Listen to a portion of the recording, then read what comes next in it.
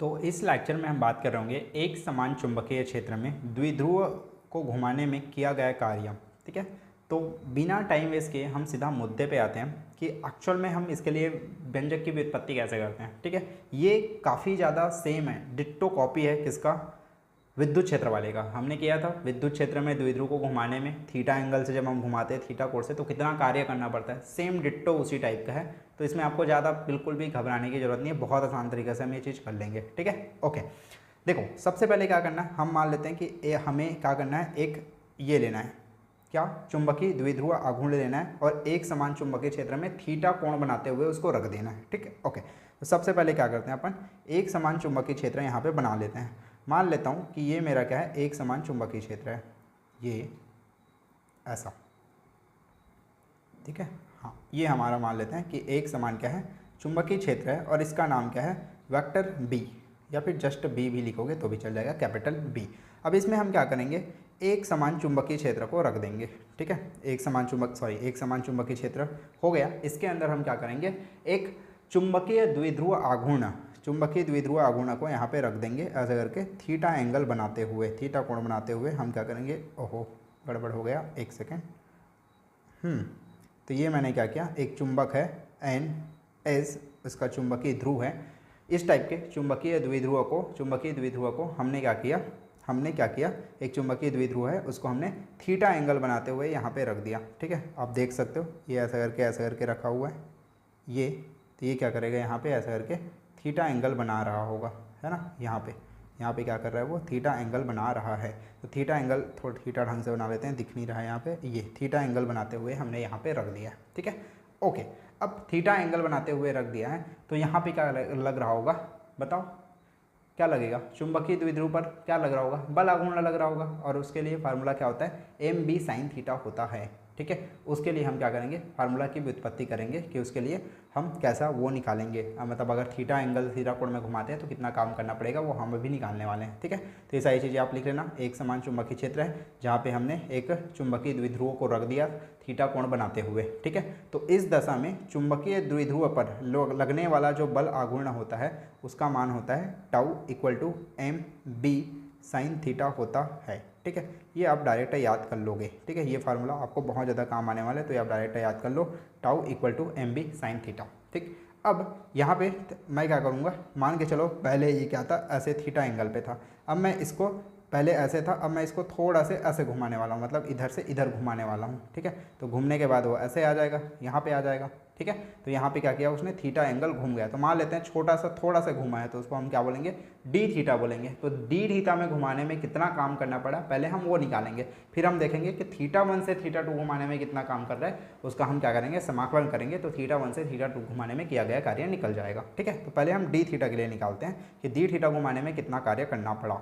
ठीक, ओके। तो यहाँ पे आप लिखोगे, क्या लिखोगे, यहाँ पे आप लिखोगे कि चुंबकीय द्विध्रुव को डी थीटा घुमाने में किया गया कार्य, चुंबकीय द्विध्रुव को डी थीटा घुमाने में या फिर विस्थापित करने में, ये भी लिख सकते हो, हाँ, विस्थापित करने में किया गया कार्य, विस्थापित करने में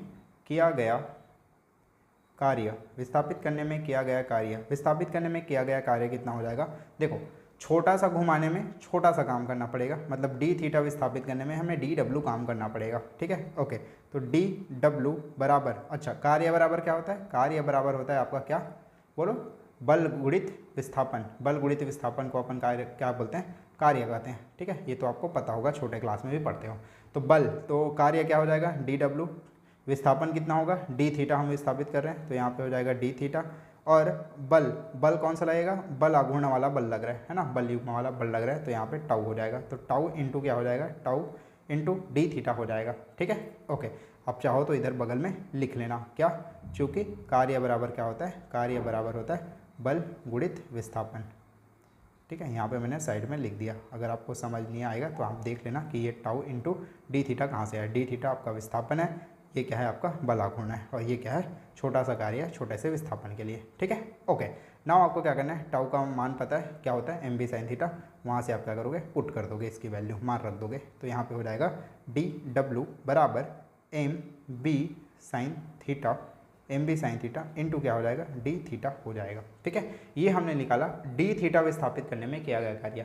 अब मैं मान के चलता हूँ कि छोटा सा विस्थापन नहीं बल्कि बड़ा सा विस्थापन कर रहे हैं, मतलब थीटा 1 से थीटा 2 तक मैं विस्थापित कर रहा हूँ, तब क्या कार्य करना पड़ेगा। तो उसके लिए हम क्या करेंगे, समाकलन कर देंगे और सीमा लगा देंगे, मतलब लिमिट लगा देंगे, lower limit upper limit. Lower limit theta 1 से थीटा 2 तक लगा देंगे क्योंकि हम थीटा 1 से थीटा 2 तक विस्थापित करने वाले हैं। ठीक है, और इस तरह से क्या होगा, थीटा 1 से थीटा 2 घुमाने में किया गया कार्य निकल जाएगा। तो आप यहाँ पे लिखोगे, क्या लिखोगे कि चुंबकीय द्वितीय ध्रुव को थीटा 1 से थीटा 2 विस्थापित करने पर, थीटा 1 से थीटा 2 तक विस्थापित करने पर, थीटा 1 से थीटा 2 तक विस्थापित करने में किया गया कार्य ये कितना हो जाएगा, ये हो जाएगा डी डब्ल्यू है, यहाँ पे इंटीग्रेशन कर देंगे, इसके दोनों साइड क्या करेंगे, इंटीग्रेशन मतलब समाकलन कर देंगे। समाकलन थीटा 1 से कितना, थीटा 2 तक हम समाकलन करेंगे। तो हमने लिमिट लगा दिया थीटा 1 से थीटा 2, अंदर की चीज़ों को सेम लिख लेंगे, m B sine theta into क्या हो जाएगा डी थीटा हो जाएगा। ठीक है, यहाँ क्या बचेगा, डी डब्ल्यू का बचेगा डब्ल्यू, और एम बी ये क्या है मेरा कांस्टेंट है तो बाहर निकल जाएगा, तो एम बी निकल जाएगा मेरा बाहर। अंदर में क्या बचेगा, समाकलन थीटा 1 से थीटा 2 अंदर में हो जाएगा sign theta into D theta हो जाएगा। ठीक है, साइन थीटा का समाकलन क्या होता है, कॉस थीटा होता है, तो यहाँ पे हो जाएगा डब्ल्यू इक्वल टू एम बी, और इसका हो जाएगा क्या, माइनस कॉस थीटा। ठीक है, माइनस कॉस थीटा हो जाएगा, और जो लिमिट है वो यहाँ पे आ जाएगा थीटा 1 से थीटा 2। अब हम क्या करेंगे, upper limit minus lower limit. ठीक है, upper limit minus lower limit करते हैं। ठीक है, तो अगर ऐसा है, मान के चलो x है, यहाँ पे a है b है, तो क्या होता है अपर लिमिट, मतलब एक बारी x की जगह b पुट करेंगे, एक बारी क्या कर माइनस करके एक बारी a पुट करेंगे, ये होता है upper limit minus lower limit. ठीक, हाँ, तो हम क्या करेंगे, एक बारी थीटा 2 पुट करेंगे माइनस थीटा 1 पुट करेंगे थीटा की जगह। ठीक, तो यहाँ पे हो जाएगा w बराबर एम बी, और माइनस, पहले माइनस के साइन को बाहर निकाल लो तो ज़्यादा सही रहेगा, ये जो माइनस का साइन है इसको बाहर निकाल लो।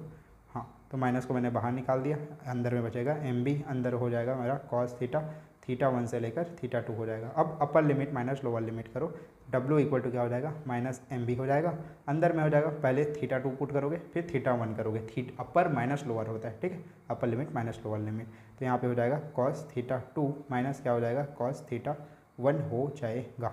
ठीक है, ओके, नाउ आप आगे क्या कर सकते हो, यहाँ पे ये, ठीक, यहाँ पे इधर क्या हो जाएगा, इधर बता दूँ क्या साइड में, हाँ इधर बता देता हूँ मैं साइड में बाकी चीज़ें।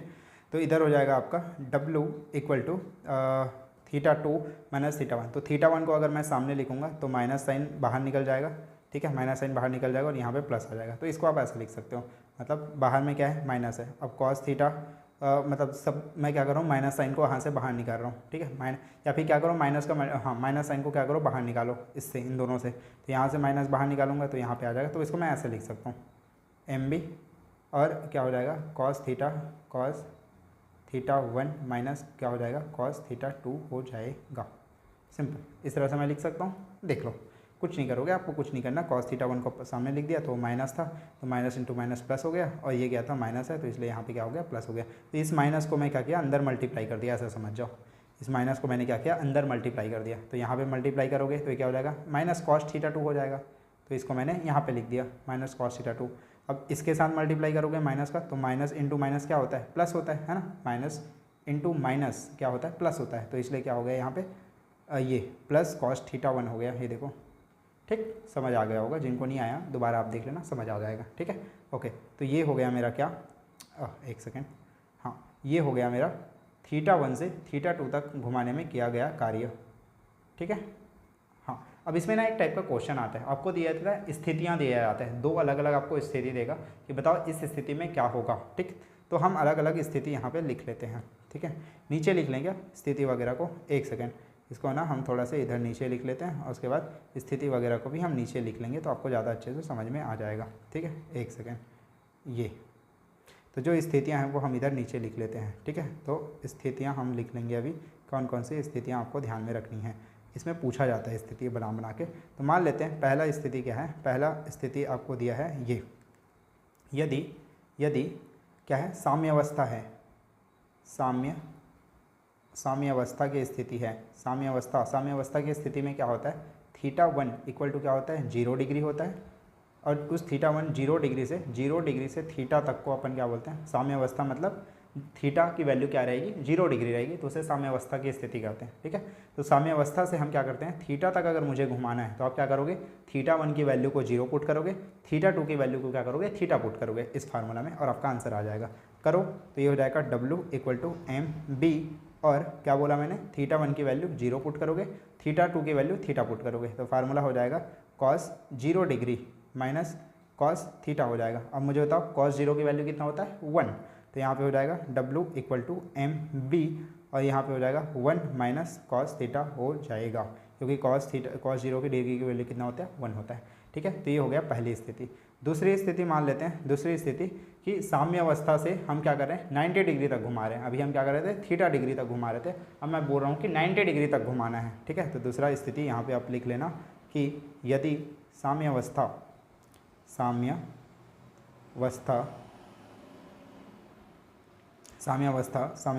मतलब थीटा इक्वल टू 0 डिग्री को साम्यावस्था कहते हैं। तो थीटा इक्वल टू 0 डिग्री से मैं क्या कर रहा हूँ, 90 डिग्री तक अगर मैं घुमा रहा हूँ तो क्या हो जाएगा, यहाँ पे हो जाएगा W इक्वल टू mb, यहाँ पे हो गया मेरा cos 0 से θ1 की वैल्यू 0 है, θ2 की वैल्यू 90 डिग्री डालना है, तो यहाँ पे हो जाएगा cos 90 हो जाएगा।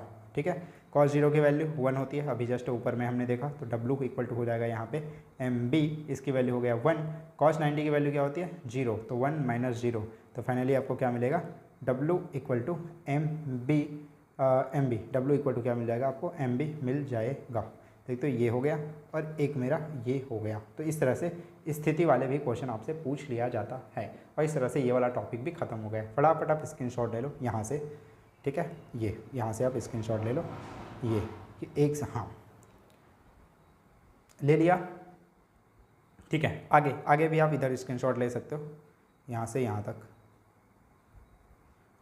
डन। ठीक है, आगे ये स्थितियाँ, ये भी आप स्क्रीनशॉट ले लो। बस ये भी काफ़ी इंपॉर्टेंट क्वेश्चन है, अक्सर पूछा जाता है, या तो आपको विद्युत क्षेत्र में पूछेगा θ1 से θ2 तक घुमाने तक, या फिर चुंबकीय क्षेत्र वाला पूछ लेगा, तो दोनों में कहीं भी पूछ सकता है। तो एक क्वेश्चन आप अच्छे से प्रैक्टिस कर लेना। ठीक है, मिलते हैं अपन नेक्स्ट क्लास में, तब तक आप पढ़ते रहो। नए हो तो चैनल को सब्सक्राइब करो, वीडियो अच्छी लगी तो आप लाइक करो। ठीक है, ओके।